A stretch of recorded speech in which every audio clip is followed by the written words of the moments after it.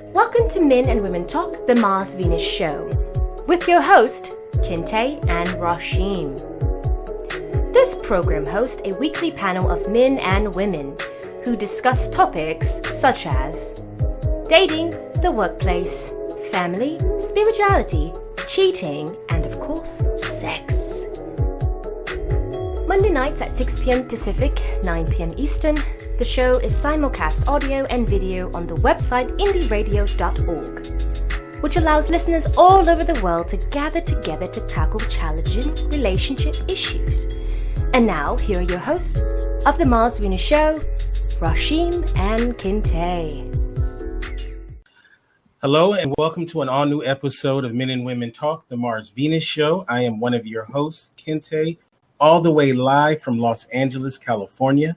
Once again, I'm so happy to be here with you on Monday, September 19th, 2016.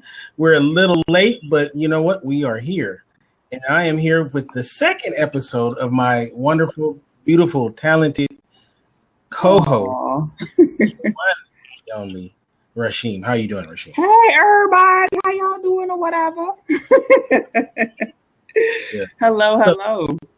So this episode, she's doing it from her library. The library, yeah. Library/office. It looks official too. This space is typically so messy. I just finally hired a lady to come in here and sort stuff out for me, or otherwise I wouldn't be in here because it gets messy. Well, I'm glad that you were here, and your weekend was good. It was pretty good. I went to the Congressional Black Caucus and sat in on this session on hip hop and politics. It was dope. Okay. Was any hip hoppers there? It was quite a few, but because I haven't, this is embarrassing. I don't know the new hip hop people. I think all the new hip hop people are really just rappers. Right. That's why I don't really know them. I don't know a lot of the new people. So there was some new people there, and Roland Martin was doing the moderation of it. So it was good. It was live. Black Lives Matter was there. It was live. You could have been standing next to Drake and you didn't even know who that Negro was. I know Drake. I know the singing dude. That's hilarious. All right. Well, I'm glad that you were here and looking forward to talking about this topic with you. So let's introduce our panelists for tonight. Representing ladies, we have Sensual Energy Alchemist making her Mars-Venus debut, the one and only Maisha Hudson. How you doing? Hey, how are you?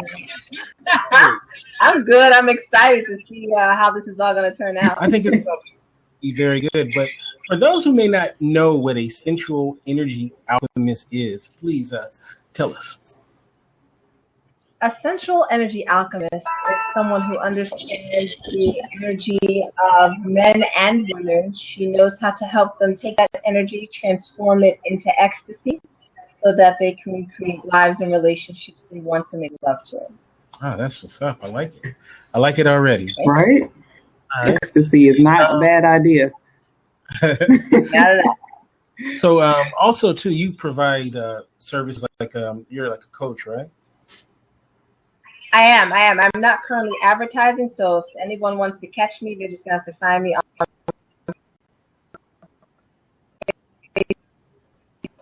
because I'm revamping my audio. Everything. You're revamping your website. I am. Is what you're trying to say. All right. I do coaching. All right. We'll bring her back in.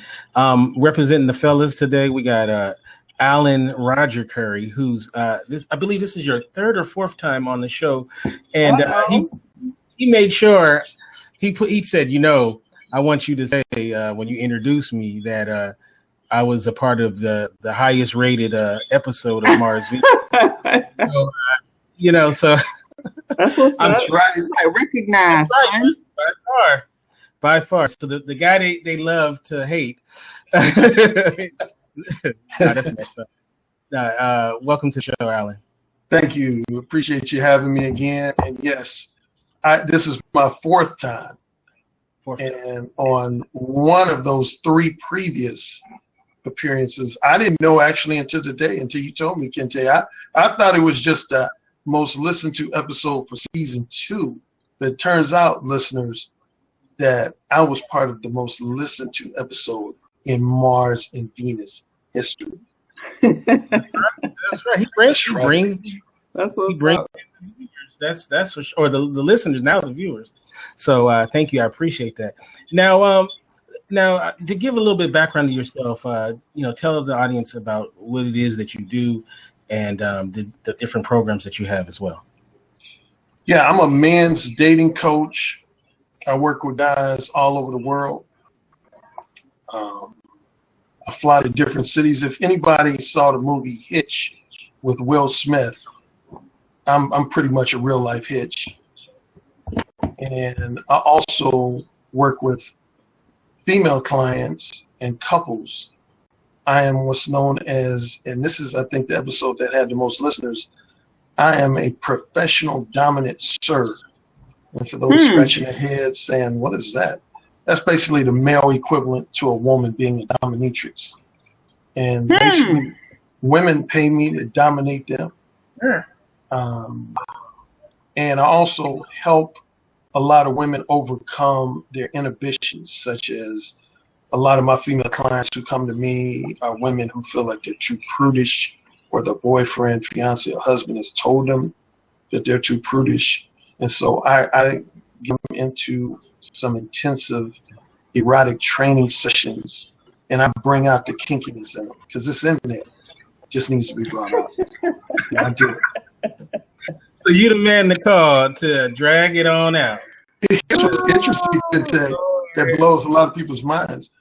A lot of women who come to me are referred to me by their boyfriends, fiancés, or husbands. So men send me their significant others. Get out of here. Yeah. I've never in my life sat there and said, you know what, I need to send my woman to some dude. So how does that work? Like, what is the training involved for real? Like, is there demonstrations in this training? Now, Rasheem, I could tell you, but then I'd have to charge you. I'm wondering how a dude would feel comfortable sending his woman to a dude to bring out the kinkiness in her. Yeah, that's why it raises a lot of people's eyes. I like that name, the Freak Whisperer. They calling you the Freak Whisperer. I like that. I like that. That's real cool. I might have to steal that. The Freak Whisperer. That's catchy. But yeah, it started when I was living in your neck of the woods, Kente, when I was in Los Angeles. An ex-girlfriend of mine, I used to write these erotic fantasies for her. And she just couldn't keep them to herself. So she was sharing with her girlfriends. And the girlfriends were like, "Ooh, can he write me one? He's so nasty. I love him. He's just kinky and nasty." So I started being referred to different women. And anyway, one woman, she was engaged, and her fiance called off the engagement because he said she was had too many hang-ups, too many issues, too many inhibitions. So I wrote these fantasies, and I included him in the fantasies. Okay. And she loved the fantasy. She was playing with herself like every day, twice a day. And at first he got mad, to your point, Rasheem, about guys potentially getting upset. First he was like, who's this guy writing fantasies and whatnot? But when he saw that he was the main character, male character, and he ended up reading them, he was like, man, this dude, he's the shit. He knows what he's doing. And anyway, long story short, he called off the cancellation of the engagement. They ended up getting married. And she ended up saying, she said, Alan, you should do this kind of like as a side job or something. You know, you helping people save their relationships. And, so that's what I've been doing for the last few years with women and couples. I work with. And some women, other type of client, there's a lot of women, and I'm going to pick on the sisters here. Some of the sisters out here, they want to publicly And I understand there's different factors in life that causes a woman to want to present her strong side, like I'm strong. And that's good in the corporate office, and that's good in other aspects of life, but a lot of times it can cause problems in marriages and romantic relationships. So a lot of women will come to me and say, hey, Alan, I feel like I'm too much of an alpha female, and I want to be more feminine and more sensual with my partner. And so, again, I get them into my erotic training sessions, and I help them separate their 9-to-5 corporate life with the woman at home. Well, and on this platform, as well as when we used to be on Blab, we used to come across a lot of people who are life coaches. And this is I guess this is more like a sex life coach that you're doing right there. I find it real interesting. We're waiting for Maisha, and then we'll get more deeper into the topic. But I find it interesting that that guys won't feel any kind of way about involving you in their bedroom. Yeah, it's so funny, Kente. I got to tell you, some of the experiences I've had, particularly involving couples, if I wasn't involved and say a friend told me, I'd be like, get the fuck out of here. But I've had like phone sex with women while their husbands were on the phone with us, listening. I've dominated women while their boyfriends, fiancés, or husbands were on the phone, listening. Rewind. Take me back. Let's just roll it back for a second. So she's in the bed next to her husband. And you were having phone sex with her while she's on the phone next to her husband or her man? Yeah. Matter of fact, I give you a quick story. I told this story on my talk radio show this past spring. There was a woman called into my radio show that Kente's familiar with. Speaking of that, I actually ended my show upfront and straightforward. Maisha having a lot of problems, huh? Yeah, it might be her Wi-Fi. Okay. Yeah, I had this woman call into the show, and she was like, Alan, I'm such a big fan, blah, blah, blah. And Rashim, if you were to listen to a lot of my shows, I like to talk shit to my female fans and listeners. I said, I bet when you listen and you listen to me talk, I bet your pussy gets so wet. And she said, oh, Alan, you're so bad, you're nasty. I said, say it. She said, you're nasty. I said, say it again. And that's my classic phrase for your listeners or viewers. I'm known by the signature phrase, ooh, say it again. Matter of fact, that's the title of one of my books. Ooh, say it again. Oh, if you guys didn't realize, this show will be probably way more explicit than previous shows. So just keep your seatbelts on tight. Oh, yeah. Oh, yeah. So, Yeah, I'm still like confused by why a person would be on the phone with you having phone sex while she laying next to her man. Like her man is cool with this? Yeah, well, check this story out. This was a trip. This was unplanned. Now, a lot of them are planned. So we talk shit during my show. Now, normally, I don't know how many people, Kente, if you've ever been on Blog Talk Radio as a host, but yeah. I'm sure like with this setup, Fire Talk, if people call in, I'm sure there's some type of phone queue where you can see people's numbers. Mm-hmm. Yes. Well, normally, I wouldn't call a woman unless I wrote her a note first and said, hey, is it cool for me to call you or whatever? But this was one of those exceptions. I liked our chemistry. So I called her. And she started whispering. She said, who is this? I said, this is Alan Roger Currie. We're just talking about on the show. She said, oh, I can't talk to you now. I said, why are you whispering? She said, because my husband is sitting just a few feet away from where I'm talking. I said, really? So you married? She said, yeah, that's why. How did you get my number? And I explained to her it was in the phone queue. She said, yeah, so I can't really talk because my husband, but maybe we could talk another day. I said, no, I don't do that sneaky behind the back shit. I said, put him on the phone.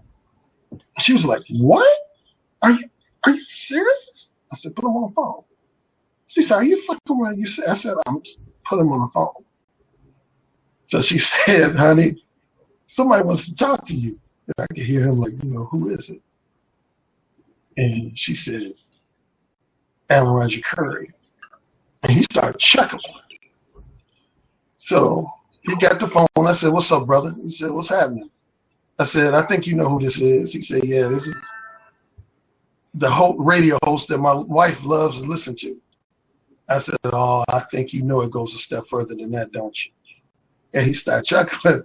And I said, I think you know when your wife listens to my show, she plays with her pussy real good. You know that, don't you? And he said, damn. He started talking to her. He said, damn, this Roger Currie, he a trip, man. He bold. He bold. This motherfucker saying some shit that's tripping me up. I said, nah, you ain't really tripping that much because you heard her listening to me tonight. And I know you knew that I had your wife's pussy. I said, this is what I'm going to do. I want you to hand the phone back to your wife. I'm going to get her pussy just juicy, dripping wet.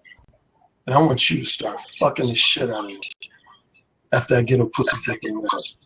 And once I hear you guys start fucking, I'm going to just like distance myself and let myself go. Mm-hmm. I got to tell you, I don't know what's, like, I can't imagine you saying to a person that I'm with, like you telling them that me listening to you gets me wet. Like, I feel like that would be something on their, like, Kente, how would you respond to that? If he was like, man, I'd be like, right? Man, like you must wear huge boxers because the testicles it would take to say something like that to another man. See, there you go. You just hit it on the head, Machine. Is that what it is? I don't want to sound too cocky, but I guess I'm going to be cocky here. That's what I'm known for among both men and women. Men will say, damn, Alan, you got some of the biggest balls of any guy I've ever met in my life.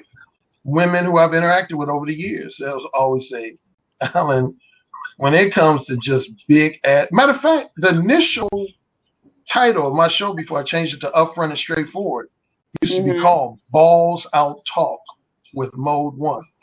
That was the title. And the reason I named it that because everybody would always say, Roger Currie, this dude, he got balls out confidence. I'm not scared to say shit to anybody.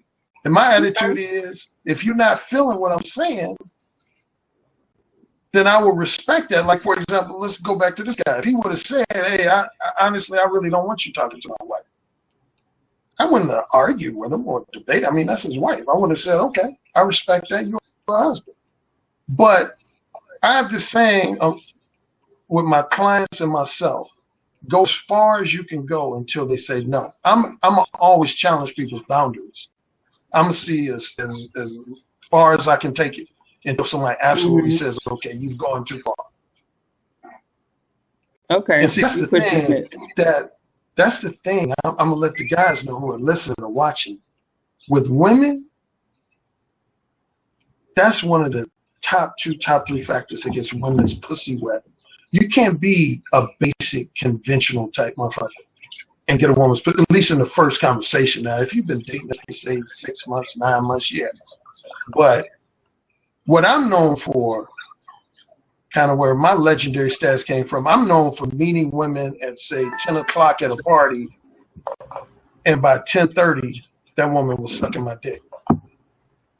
Matter of fact, my most legendary story. Maybe do you meet certain types of women? Because I feel like you have this impression that all women want the same thing.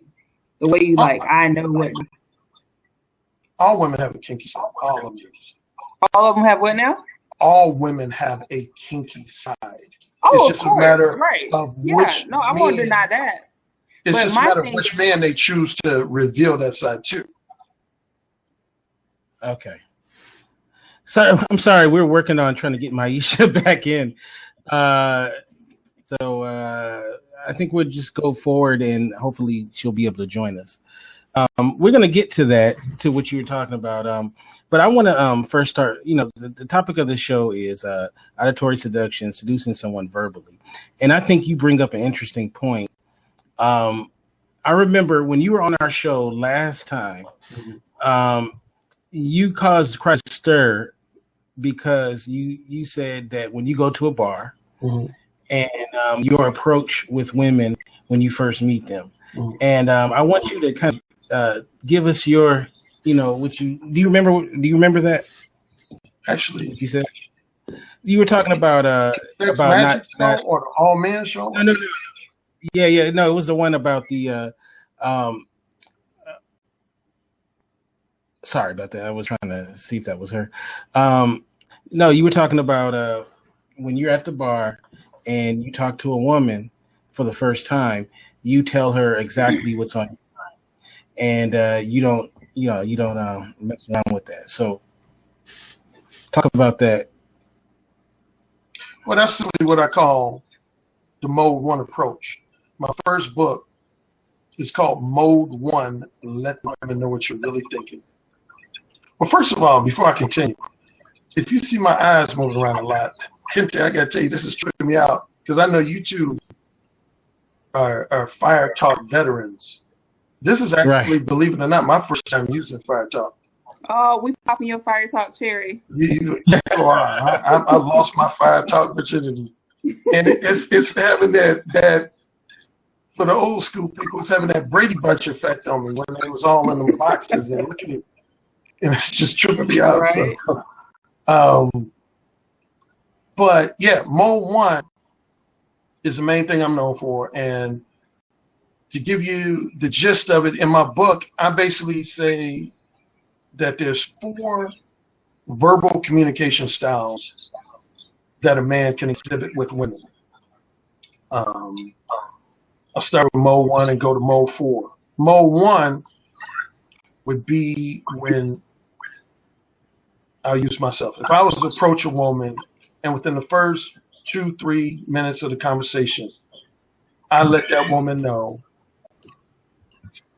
Maisha's back. Yeah, let's hope I stay. Here we go. All right, welcome back. Go ahead. That's when I let a woman know exactly what my desires, interests, and intentions are. And she's either going to reciprocate my desires and interests or she's going to reject them. Well, actually, there's 4 types of women. I'll get into that a little bit later. Mode 2 would be your typical guy who approaches a woman, engages in 15, 20 minutes or more of what I call flattering and entertaining small talk. And then in a very beat around the bush way, he lets the woman know of his attraction to her and his desires and interests. Mode 3, I actually have 3 subcategories of Mode 3. Mode 3 would be a guy who never approaches women at all because he's just scared of rejection. So he goes apart, he stands up against the wall and all that type of stuff and just looks at women. The second subcategory of Mode 3 would be a guy similar to a Mode 2 guy. He engages a woman in conversation, but he centers the whole conversation on trying to impress her. He talks about what kind of car he drives, what kind of house he lives in, how much education he has, that type of stuff. And he never really gets to the point of letting her know what his interests are in sharing her company. And a Mode 4 guy, that's a guy who's been rejected so many times that he's allowed it to make him bitter. And so he approaches women immediately with an antagonistic and bitter and resentful attitude. And, of course, he's going to trip a lot of women out. I'm wondering with that one of those modes where you're like a guy's like beat around the bush. Maybe he's trying to figure out if he really want to, go any further with her. Maybe he actually trying to see like, I may not be really that into her. Could that be a possibility? That he's not beating around the bush, that he's just trying to see like, maybe I really ain't feeling her. Well, yes and no, because here's the thing. Guys know when they first meet a woman if they're attracted to her. They know. Now, there's certain things that a woman can reveal about herself that might diminish a man's attraction. There you go. But the starting point, it's just like this. I'll use this analogy. Let's say you were selling your house. I know when I come to the house whether or not I'm in the market for a house or not. If I'm not in the market for a house, I'm not going to come to your house and ask for a tour. Now, once I come to your house and say, yes, I'm in the market for a house, and I saw that your house was for sale, and you take me on a tour, I might see some in the bathroom and kitchen that makes me say, oh, hell no, I ain't buying this house. Right. But that still doesn't negate the fact that I came to your house with the desire to purchase a house and see if your house is a candidate. And that's how I feel about men interacting with women. So no man is going to just, no man needs to be talking to a woman about the weather or, hey, did you see that Cubs game the other day? What the fuck does that got to do with getting to know anybody? So that's where Mo one started, is that I had a very harsh criticism of men engaging in what I call trivial small talk. And that's different than finding out information about you that's helping me make a decision whether or not to share your company. I'm talking about just stuff that don't have to do with nothing like that. So I saw you at the ice cream shop. What flavor ice cream do you like? It's just goofy shit. So you saying like random stuff. So Maisha, what's your take on sensual energy? What's your seduction process and your take on it? First of all, I'm glad that we have you. Yeah. Now working, everything's I'm about working. to lean back a little bit. Being lazy. Yeah, hopefully I can stay on. My take on sensual energy is I'm sorry I missed a lot of what Alan said. I know he's so seductive. I missed a lot of what he said. So my apologies, Alan, for not being seduced yet. I think everyone. I think everyone has sensual energy. Everyone does. It's just a matter of whether or not you're tapping into it or not. I think so. Since I was just coming in, we're talking about how we seduce people. Yeah. With what we say. Yeah. Yeah. I think a good starting point, and we can tie it in with the energy, is when you first meet somebody, you out and about, and a guy walks up to you, right? And he starts. Mm-hmm. Now, what gets your attention and what makes you go, eh? I'm talking about by what he says more so. Let's just say the guy is attractive, but what does it verbally, right?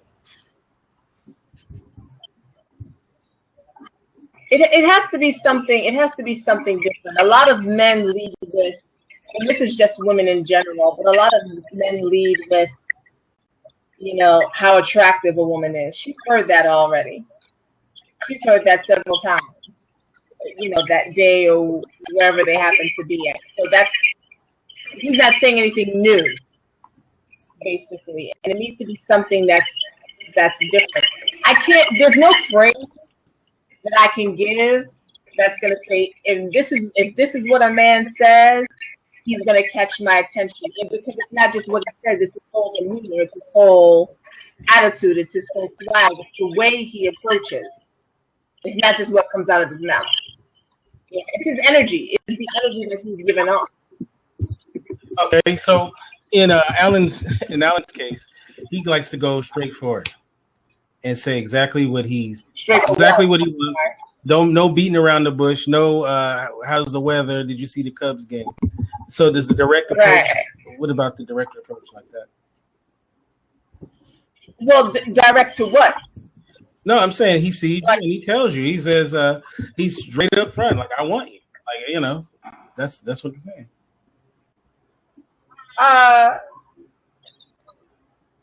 My response to that would be, yeah, okay.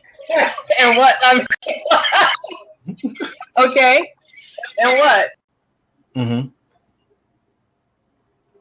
Okay, so you're saying that it's all an energy that someone is giving you, of a certain vibe, right? That you're looking for, right? From a woman's standpoint, that is what it is. That's what it is. She will be attracted to a man based off of that thing that he's giving off. It's not the words that are coming out of his mouth. It's what he's giving off. So if a man comes up, to me and he's like, I saw you here and I want you, I'm probably gonna laugh because that's new. Most men don't say that. And then my second question is gonna be why. We have in our chat room from Divine, it says it's attractive when a man is intentional and unique. Men who lead with how is the weather, etc. are boring. Exactly. Right. So he's not Rashim. He's not coming from Mars with what he's saying. I think there's a difference between. Well, I will say this. One of the things that he said that I do believe is true is he'll say whatever he says, and they have the option to proceed or to not proceed.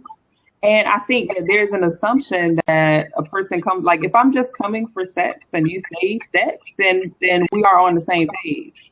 But if I'm coming for something else, or if I'm sexually stimulated by something else, then that approach it's just not gonna appeal to me. It might appeal to someone else, but there's some people who are aroused by philosophical conversations. There's some people who get moist by you talking about something that is, a hobby or an interest to them. So I think that there is some validity to, and I appreciate the honesty in saying, this is what I want, this is what I'm interested in, because then both of us can just kind of, go ahead and find happiness in our own way. Brooklyn Taylor says, an experienced and charismatic man will always be observant. Seduction is something that people experience together. So that's absolutely Brooklyn Taylor. Okay, so now let's get back to the sensual energy alchemy of the game. In your work, do you help people access their own energy? Is that what you do? Yes. So the women that I work with, that is what we do. There are a lot of women who live in this world in their masculine energy. Mm-hmm. A lot of women have taught how to be masculine. We live in a very competitive society. It uses a lot of masculine traits for us to get ahead. And that's all well and good, but a lot of women don't know how to turn that off and turn the feminine on. I was just talking about that find themselves looking for a man, but not able to find one, in part because they don't know how to not be the man, because that's what they do all day, it's what they have to do in their life. And a lot of women are disconnected from their bodies, from their sensual, from their feminine. And I help them get back in touch with that sensuality, coming across as. All right, we're having. She might need to refresh. Yeah, sorry, everybody. We're having the technical difficulties. All right, so as we wait for her to come back in, you can't. When you're doing live radio, this happens. All right, so as we waiting for her to come back in, okay, so she dropped out. All right, I'm gonna go back to you, Alan. Now, before you go on, did you notice that she reiterated when I was talking about the female clients? Yeah, she did. That's exactly what I do, is what she was describing. Yeah, this notion though that people need to have someone else help them access these parts of them. Is for me, it's something that seems a little strange, but I know that people do that. And this is something you guys both do, is you help people access this. Mm-hmm. I can understand the need to have somebody else to access it, because in a lot of circles, just the mention of sex is taboo. The mention of sensuality, and especially when you talk about women, there's not a lot of pleasure politic in women. You are either virginal, mother, good girl, or you're whore, slutty. And no woman wants to be considered whore, slutty. So if you are in corporate America, or you're married, or you whatever, or you're in a conservative environment, there's no politic to pleasure that allows us to fully express. So sometimes that is repressed. So I could definitely see it, especially in women who have good girl syndrome or who have been mothers for a really long time, or just been, you know, their religion has had a really big influence on how they navigate sexuality. I could definitely see it as something that needs to be practiced and worked on with women. Absolutely. So let me ask Maisha this question. So you're someone who helps. You said you primarily women, right? Yes, it gets tricky helping men. Why is that? I think I have an idea, but go ahead. Because men want to have sex. They want to have sex. They think that if I'm helping them, it means that we're having sex. And while there's nothing wrong with sacred prostitution, I just happen to not be one. There you go. So there's a lot of power in that, and I have no issue with sex workers. I think that they provide a great service to society and save a lot of marriages. I'm just not a sex worker. Well, thank God for that. So, I mean, what do you think though about a man who needs to go outside, you know, to someone else for this kind of help? I mean, you know, would you judge them yourself? Who go to a No, I'm sex talking about worker? go to somebody like Who yourself. helps them to get off? No, I don't judge. Am I breaking up? Okay. I don't judge anyone for what they need to do to produce the kind of life that they want to live, as long as they're not purposefully bringing harm to someone else. Mm-hmm. So I don't like men and women going to out. I say have at it. But could you get involved with somebody who needs to do that? You personally? Could I be involved with a man who needed to go to another man for assistance? I could, but they wouldn't need. Because you got covered. That's what's She's like, I got you. I got you. She's like, I got you. You don't need. See, Alan, I will tell you, I dated this one guy, and I think I told you about this, Kente. I dated this one guy who was with the Nation of Islam, and he was Orthodox by the book. And so he hadn't had a lot of different experiences. And I actually would have appreciated, one, if he would have told me that he was a virgin before it went down. But also if he would have had some support around that, because I felt like, me personally, I appreciate somebody who not only has experience, but are just like completely free to express and do, you know what I mean? Just flow with it. Just like what comes up. Let's you know. But so I would have appreciated, in light of that question, someone with that type of background going to somebody who could help them work those things out. Yeah, I think that's important. I tend to attract repressed men, and I attract repressed men because I'm not. And so I attract men who tend to be a little bit of control freaks, you know, who don't make a lot of noise, who haven't really had certain experiences, either because they keep picking women that they think society would like, the Madonna person, and they're not loose. And so my energy draws, I'm not picking them on purpose, but my energy draws them in because I bring out that other side of them. I set them free. I let them loose.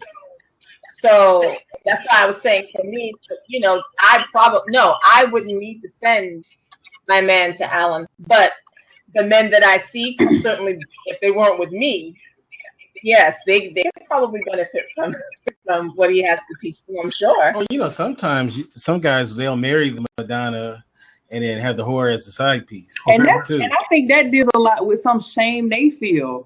Like, I think they feel like their wife can't do, you know what I mean? Like, I can't ask her to put her mouth there. She kissed my kids. You know, she brushed her teeth, right? You know, so. Hopefully she ain't kissing them right after. Right.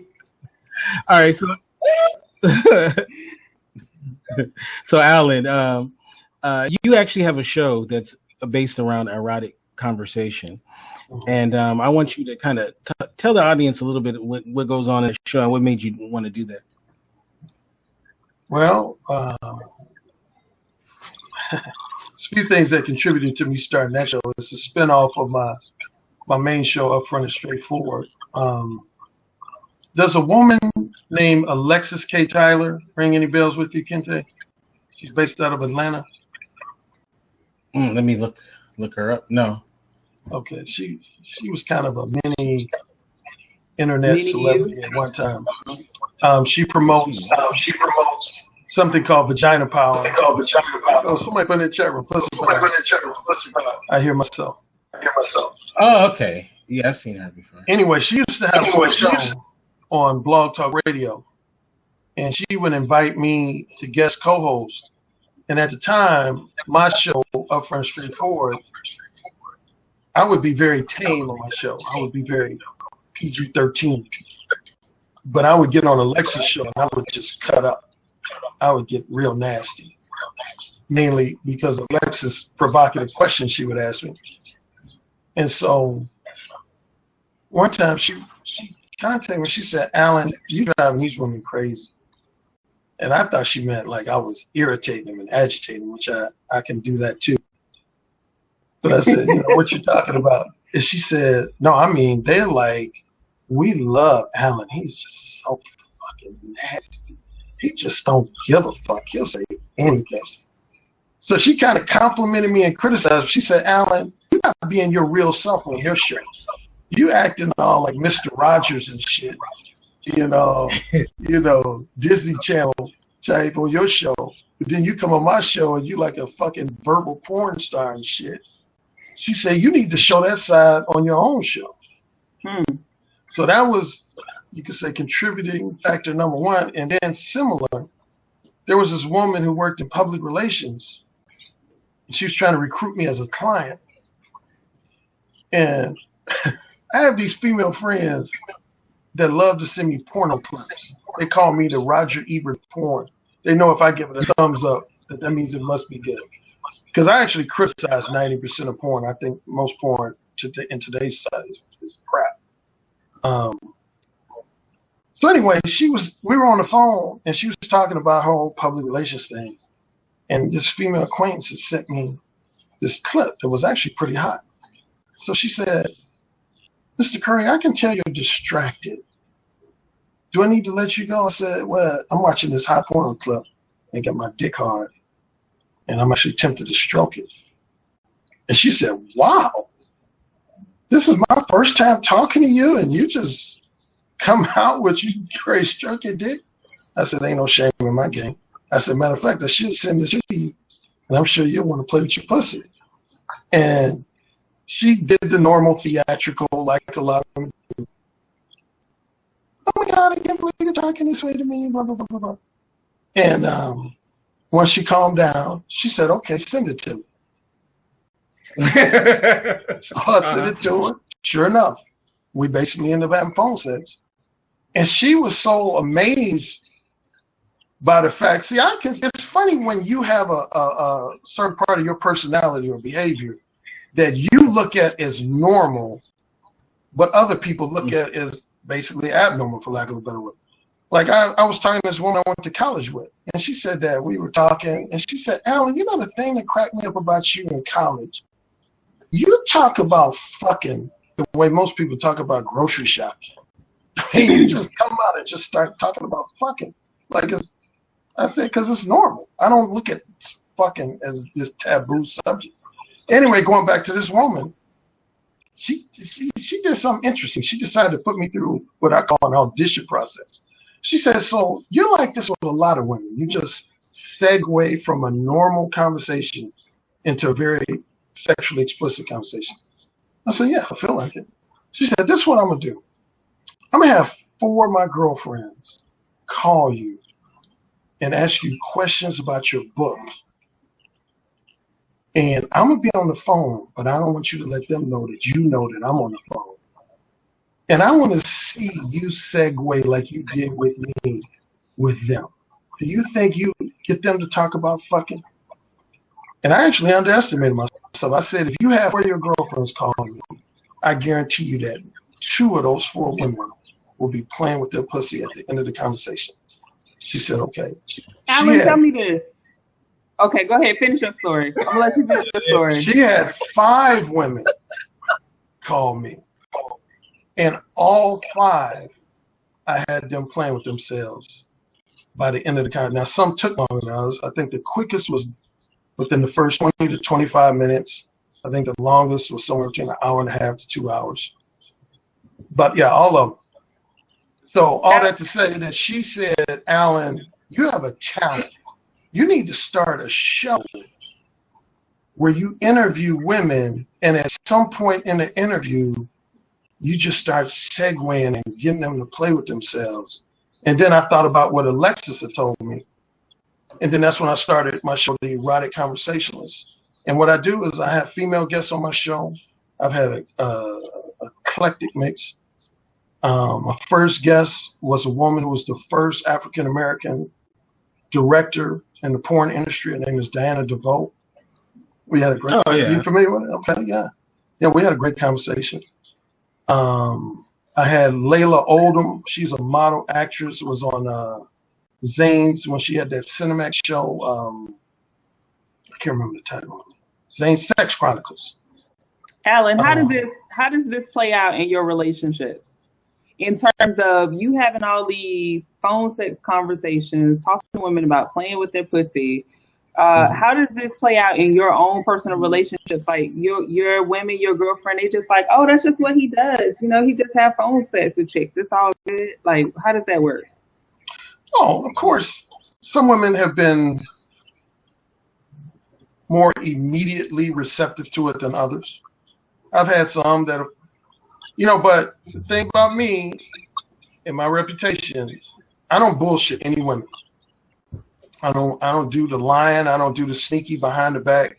I let women know who I'm about from the word go. So every woman I dated, I told them, I said, hey, if we get into a relationship, you're going to have to understand, I'm going to be on the phone with women, making them play with their pussies. If you're not cool with it, let me know, and I'll let you, find another guy who you play better with. But I'm not going to change. That is attractive. Thank you. See, Mike, you should thumbs up. That they want to know: are you are your relationships open? Some of them have been, yes. Mm-hmm.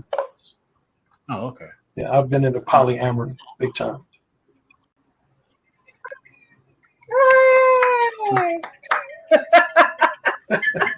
You're such a character, Maisha. I like your enthusiasm. I think it's wonderful. So what can people expect when they tune in? I mean, besides obviously at some point there's going to be some phone sex on your show. So is that what it is? It's just 20 minutes of the weather, and then it goes into the phone sex. Like what's the? You talking about the erotic conversationalist? Yeah. Oh no. Now, if I say so myself, let me do a tooting on my horn here. My shows get into some really deep discussions. Matter of fact, I invited some women who are bloggers to review some of my episodes. I can send you the link. And all of them told me that they were impressed because they thought it was just going to be basically just straight phone sex.